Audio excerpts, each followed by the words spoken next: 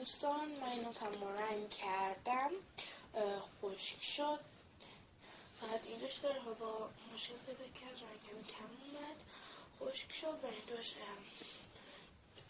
چیزای تزیینی رو نوشتم. و حالا بعد اینکه اگر زیر آب رفت که میدم نمیره مثلا ناخون تو باش خورد چیزش نشه، با آف تیپس یا لایک تیپس بپوشونیم روش برمیگردیم.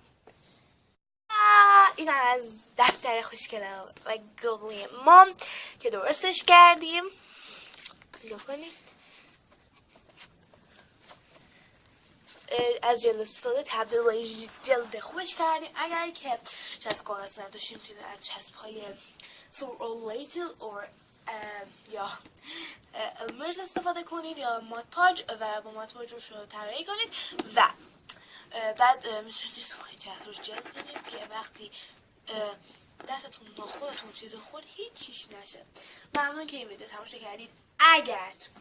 اگر که خوشتون اومد لایک، نظر، کامنت فراموش نشه.